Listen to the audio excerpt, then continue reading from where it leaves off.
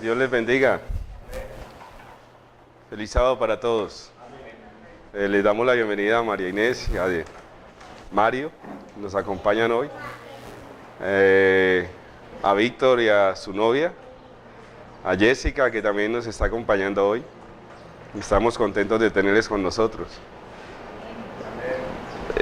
Vamos a tocar un tema que está relacionado con lo que vamos a realizar en pocos minutos, y es la celebración de la Santa Cena. Cada cena es una ocasión muy especial, muy solemne. Es una ocasión muy importante para nuestras vidas espirituales. Podríamos decir que cada cena es un eslabón más que nos acerca al cielo, a nuestra redención. No sabemos el momento en que vamos a celebrar la última cena en esta tierra. Habrá momentos donde ya será imposible.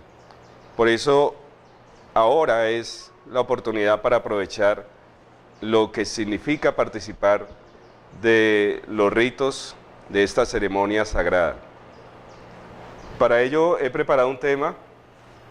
¿Será que no podemos apagar la luz, no? Hay un tema muy interesante y ustedes dirán símbolos satánicos en ese título que ven ustedes ahí. ¿Qué relación tiene lo que vamos a estudiar con la Santa Cena y los símbolos satánicos? Parece que no tuviera relación, pero la cena realmente es un símbolo. Dios utiliza los símbolos. Desde un principio, cuando entró el pecado a la humanidad, Dios empezó a utilizar símbolos. ¿Cuál fue el primer símbolo que utilizó? El primer símbolo que utilizó fue el sacrificio de un animal, para que a través de ese símbolo Adán reconociera su pecado y pudiera reconocer que se acogía a un plan de salvación, que era lo que prefiguraba ese símbolo, y era que Cristo iba a venir a morir por él en la cruz. Satanás también utiliza sus símbolos, y los símbolos que utiliza son para contrarrestar los símbolos de Dios, los símbolos del plan de salvación. Y hay dos símbolos aquí. El primero se llama el pentagrama invertido. El pentagrama invertido es una estrella de 5 puntas, como la ven ustedes aquí. Esa estrella tiene una simbología especial en el satanismo, y es que representa al planeta Venus. El planeta Venus, cuando realiza su trayectoria, él dibuja en su trayectoria una estrella de 5 puntas. Entonces se identifica como el planeta Venus. Pero ¿qué tiene que ver con Satanás? Esta estrella, si ustedes pueden ver aquí, tiene un diseño que permite vislumbrar en estas 2 puntas unos cuernos, ¿cierto? Y finalmente se puede ver una especie de cabra, el Baphomet que llaman, y que en los símbolos que utilizó el Señor para prefigurar a Cristo, encontramos también cabras, encontramos machos cabríos, sobre todo en el día de la expiación. En el día de la expiación eran 2 machos cabríos que se utilizaban para expiar el santuario. Satanás se identifica con el macho cabrío vivo, que era para Azazel, como lo dice el Levítico. Azazel es el príncipe de los demonios. Entonces, este símbolo representa a Azazel, al Baphomet, a Azazel, el macho cabrío, que finalmente era llevado ¿a dónde? Al desierto, cargado con todos los pecados de aquellos que habían depositado sus pecados en los otros corderos, ¿cierto? Que eran finalmente degollados y que su sangre era introducida dentro del santuario. Y aquí tenemos otro símbolo, que es un círculo que encierra 3 letras. Ese círculo es un símbolo católico, pero también se utiliza en el satanismo, en el ocultismo. Representa la hostia. ¿Saben qué significa hostia?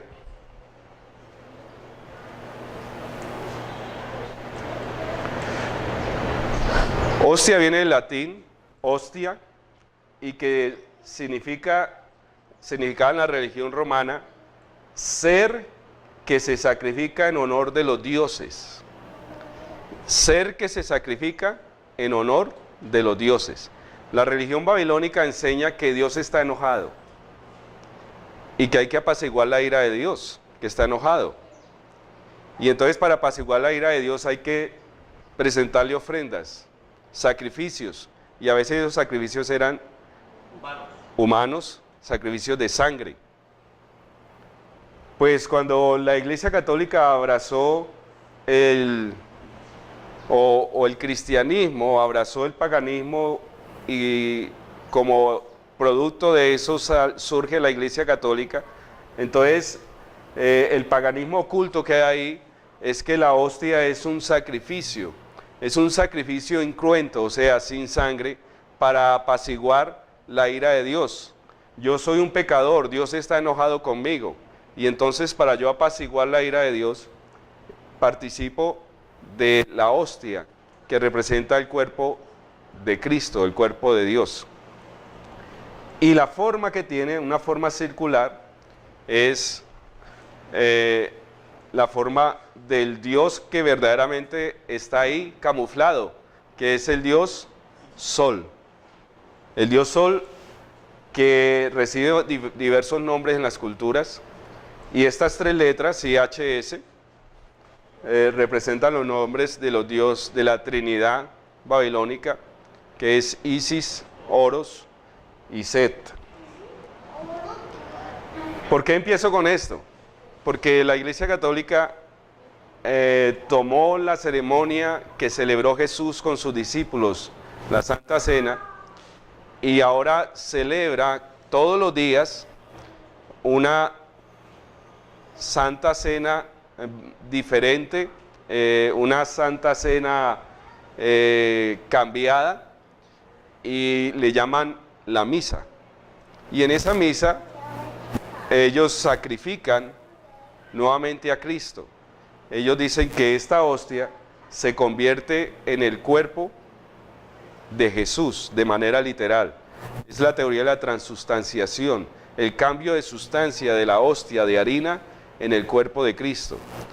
Y por eso cuando el feligrés participa de la misa, participa de la comunión de la hostia, está aceptando a Cristo, está apaciguando la ira de Dios, que está enojado con él, pero que ahora al participar de la hostia apacigua la ira de Dios, porque está participando de ese sacrificio para calmar la ira de un Dios que está enojado. ¿Me están comprendiendo? Eso los católicos lo hacen de pronto de manera ingenua, ¿cierto? Pero los que implementaron el servicio lo saben cómo lo hacen.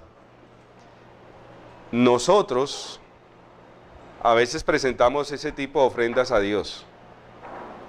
Participamos de una Santa Cena y convertimos de manera indirecta por nuestra manera de pensar el rito ceremonial también en una ofrenda para apaciguar la ira de Dios, que está enojado con nosotros.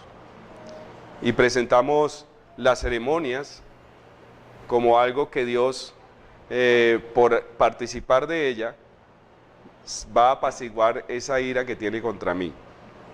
Hoy vamos a estudiar cómo es Dios, vamos a ver una faceta de Dios y cómo esa faceta de Dios se representa en esta ceremonia de la Santa Cena.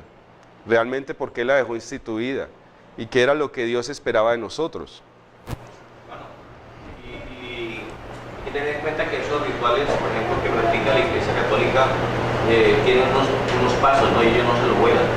Los sacerdotes y todos los dirigentes tienen escrito paso por paso lo que se debe hacer, y nunca hacen las cosas improvisadamente, sino porque cada cosa tiene un significado y para ellos es supremamente importante. Sí, es un ritual. Es más, ahí hay rituales mágicos. Por eso Apocalipsis 18 dice que en la destrucción de Babilonia será destruida por sus hechicerías, ¿ya? Porque hay rituales mágicos de invocación de espíritus. La hostia, que representa para ellos el cuerpo de Cristo, ¿cierto? Nosotros decimos es allá, ellos los católicos que están equivocados y se están dejando llevar por sus líderes malintencionados. Nosotros estamos en un proceso, como iglesia, como organización adventista, está en un proceso de globalización, de ecumenismo. Y Satanás ha hecho introducciones equivocadas dentro de nuestras ceremonias, no en todas, pero sí en algunas. Y este emblema de la hostia que representa el sol, en la iglesia, no sé en cuántas partes ya se está haciendo lo mismo, pero miren lo que se hizo en Vidasana, Popayán. ¿Qué encuentran ustedes aquí? La estrella de 5 puntas.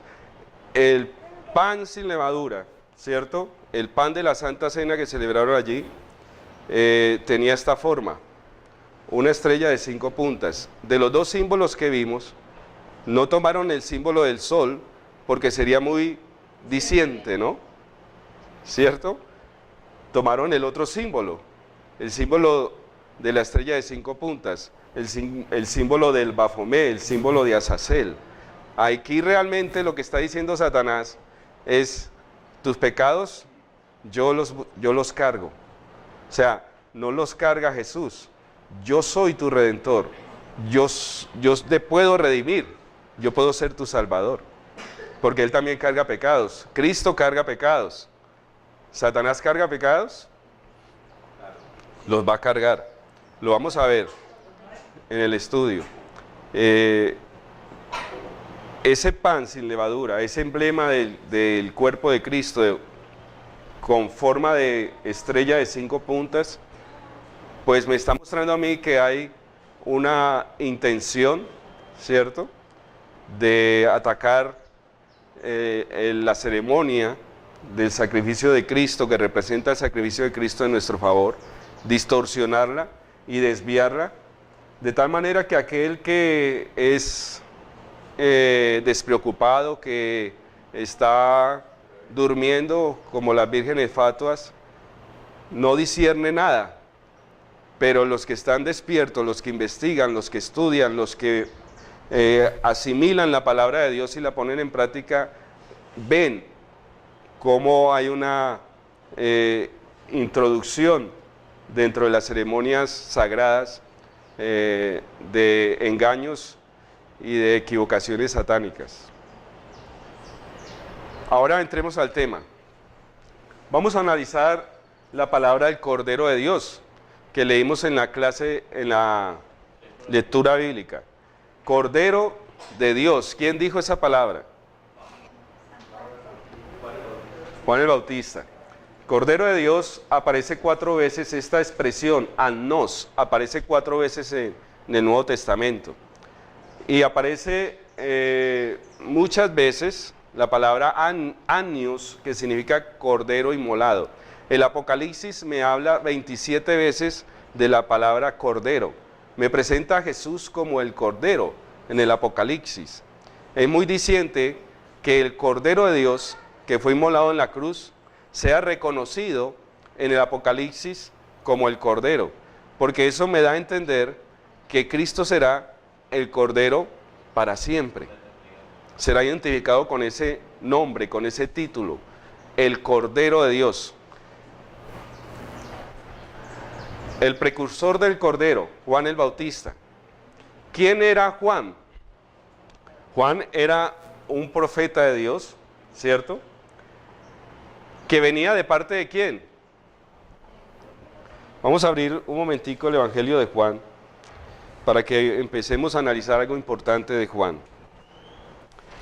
En el Evangelio de Juan, el versículo 29, dice: el siguiente día vio Juan a Jesús que venía a él, y dijo: he aquí el Cordero de Dios, que quita el pecado del mundo.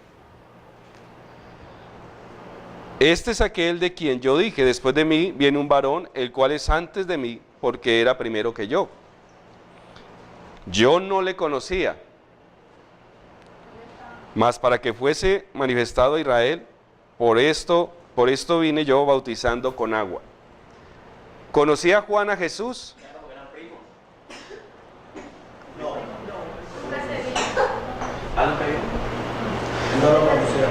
No le conocía.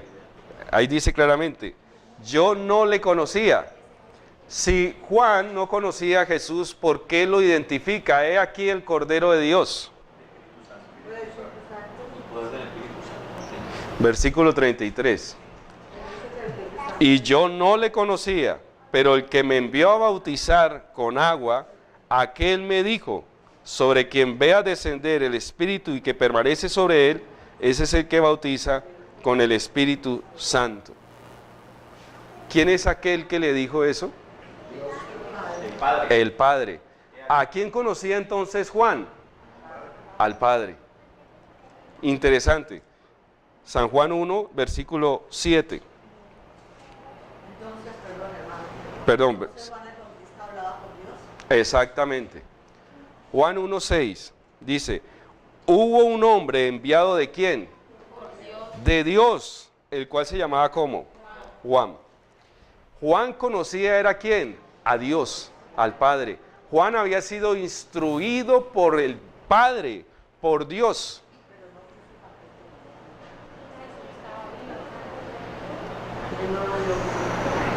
A Jesús, sí. Bueno, el Padre instruyó a Moisés también.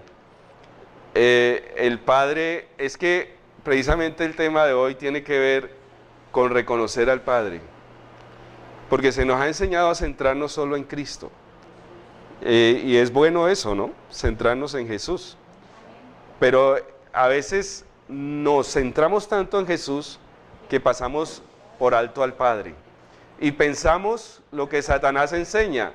Satanás enseña, Dios está enojado, hay que apaciguarle la ira, necesitamos un mediador que le apacigüe la ira a Dios que está enojado. No vemos el Evangelio desde el punto de vista del Padre, desde el punto de vista del Dios Padre que entregó todo por tu salvación. No pensamos que el Padre nos ama tanto que estuvo dispuesto a arriesgar a su amado Hijo por ti y por mí.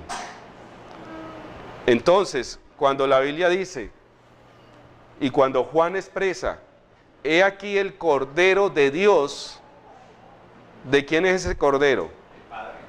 Del Padre. O sea, el Cordero es de Dios porque el Padre lo está proveyendo.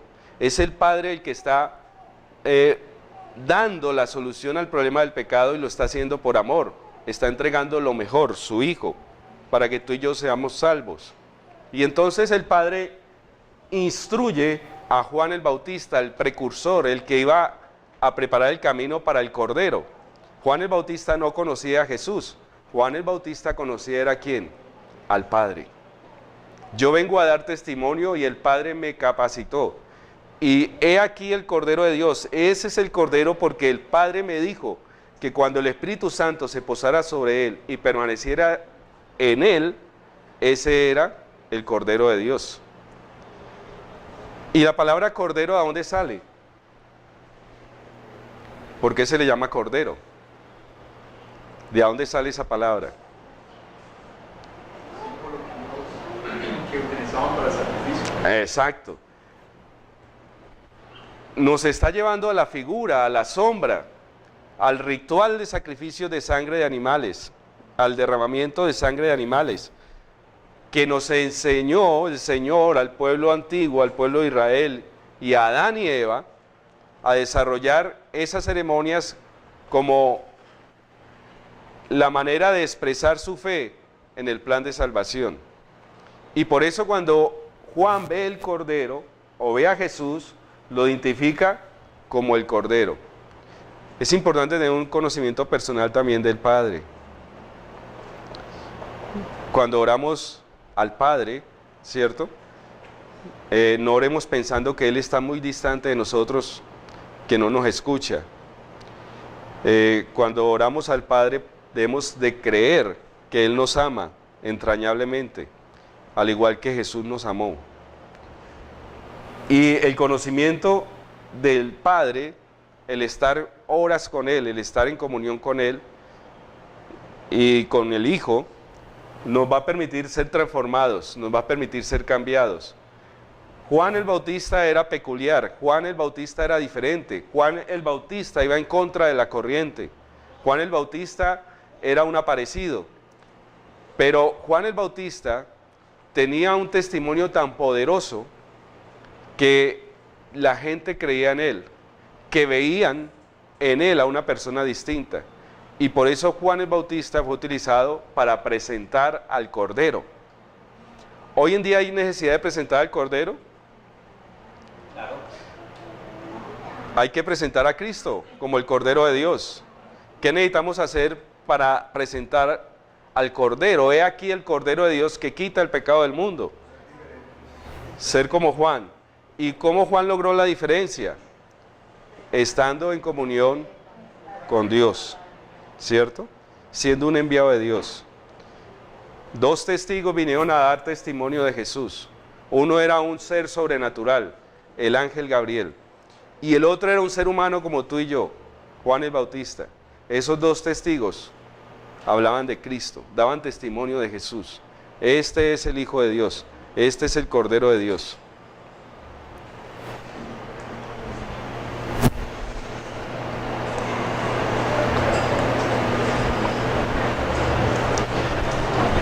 Miremos el Cordero de Dios en los pies de Abraham. ¿Recuerdan a Abraham?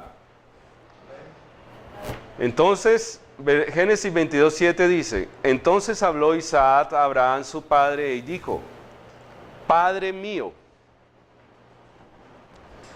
Y él respondió: heme aquí, mi hijo. Antes de seguir leyendo este versículo, quiero que abramos el libro de Génesis en el capítulo 22 y miremos unos detalles interesantes.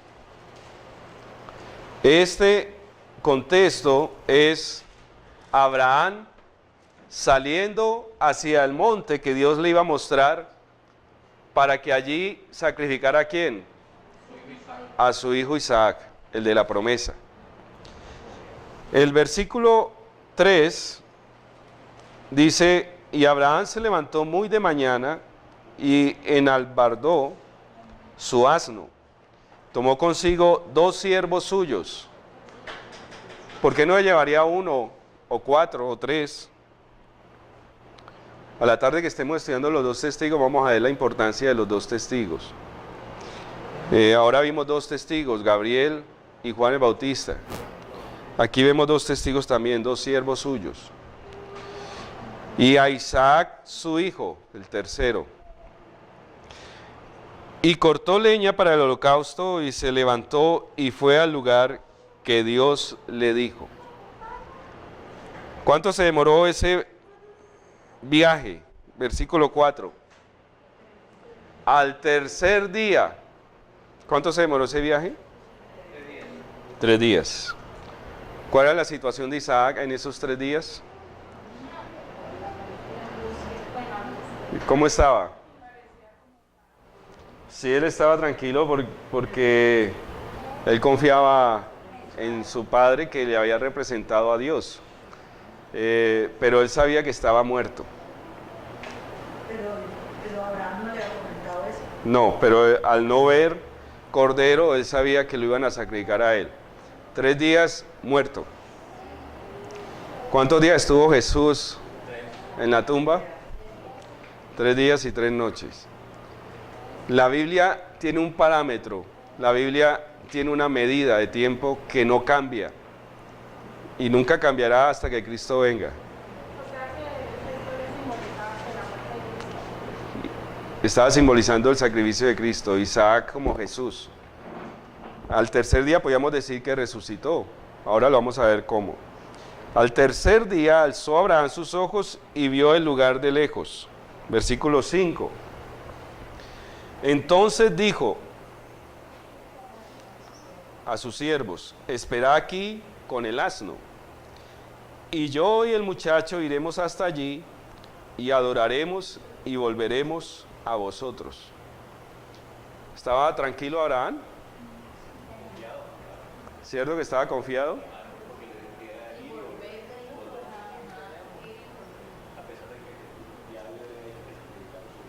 Estaba reconociendo que lo había puesto en prueba y él iba a cumplir esa prueba, pero sabía que la promesa no podía ser cambiada, y la promesa era que él iba a ser padre de naciones y que Isaac era el heredero. Y tomó Abraham la leña del holocausto y la puso sobre Isaac su hijo. Aquí también otro simbolismo, ¿no? ¿Quién lleva la leña? Isaac, La cruz de Cristo. ¿Y el padre que llevaba? El fuego y el cuchillo. Cuando la Biblia declara detalles, hay que ponerle cuidado porque Dios nos está hablando. No lo está diciendo caprichosamente. Podrían decir, llevaban lo necesario, ¿cierto?, para el sacrificio. Y no entrar en detalles quién llevaba esto y quién llevaba esto. Pero aquí entra en detalle y dice, la leña la llevaba Isaac, y el fuego y el cuchillo lo llevaba el padre, Abraham. ¿Qué representa el cuchillo y el fuego? ¿Qué representan? Eso, el instrumento de juicio. La ira de Dios, el fuego y el cuchillo que degolla al cordero, los mandamientos de Dios que han sido violados. Entonces, ¿quién tiene el juicio en su mano? El Padre. ¿Y quién recibe ese juicio? El Hijo. Es lo mismo que le pasó a Jesús. Jesús llevaba la leña, ¿cierto? Y el juicio del Padre cayó sobre él. La ira de Dios cayó sobre él en la cruz. Pero miremos aquí en el versículo 7. Dice: entonces habló Isaac a Abraham su padre y dijo: Padre mío.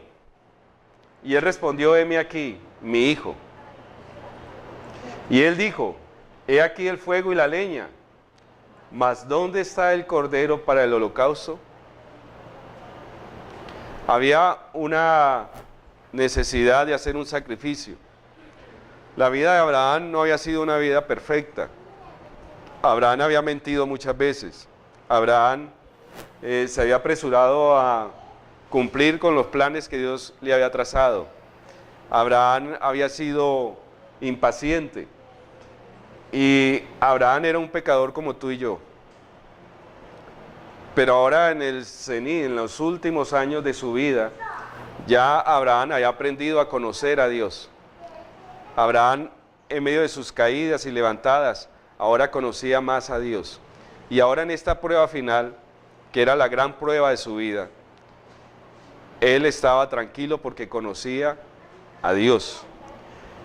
Y respondió Abraham: Dios sé qué, se proveerá de cordero.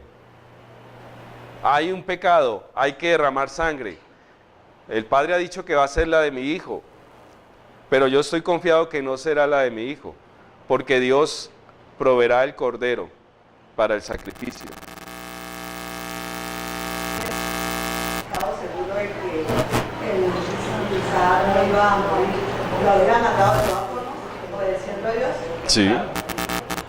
Estaba dispuesto a lo que fuera. Y ya de todas formas, el libro de los Entonces ahí lo que él...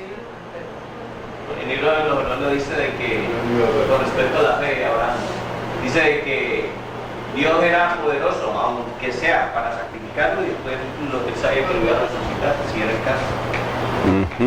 O sea, O sea, lo que Dios probó ahí fue la intención de Abraham. Aunque tenía fe.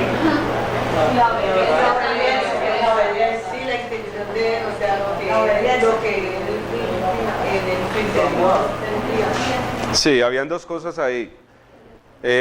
Nosotros pensamos que era solo Abraham, Isaac y Dios, pero nosotros somos espectáculo al mundo, dice, al universo. O sea, allí lo que estaba en juego era que Dios iba a demostrar al universo entero. ¿Quién es el universo entero? Criaturas que nunca han caído en pecado como los ángeles y los otros mundos creados por Dios, que tenían dudas acerca de Abraham, porque lo habían visto pecar muchas veces.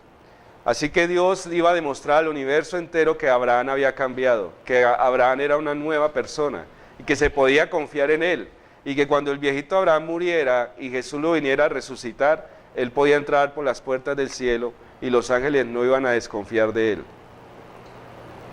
Eso sucede con cada uno de nosotros también. Claro, hermano. Hebreos 11, 17 dice: por la fe Abraham, cuando fue probado, ofreció a Isaac, el cual había recibido las promesas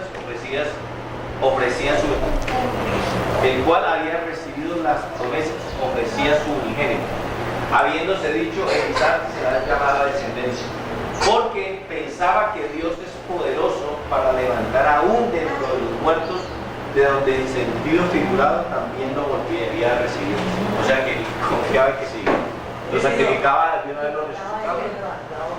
No, que Abraham creía que iba, si él lo moría, mataba, lo lo resucitaba. resucitaba. Sí, estaba completamente confiado. Confiaba en la promesa. Dios no se contradice, ni es hombre para que cambie, ¿no? Ni para que se arrepienta. Entonces, Abraham fue probado, y Isaac también era probado, ¿no?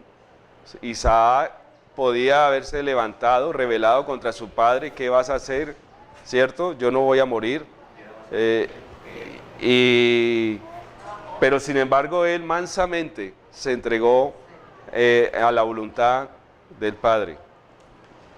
Juan 8:56, Jesús, hablando de Abraham, dice: Abraham vuestro padre se gozó de que había de ver mi día, y lo vio, ¿y qué? Y se gozó.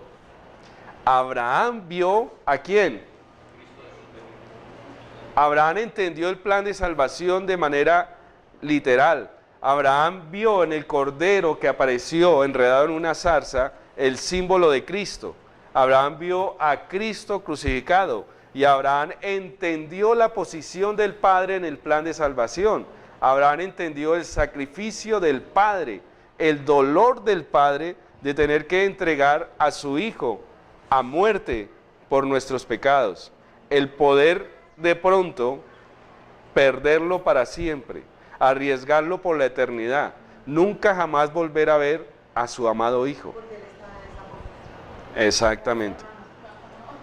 El sacrificio de Isaac y el acto de Abraham es el obrar. ¿Por qué?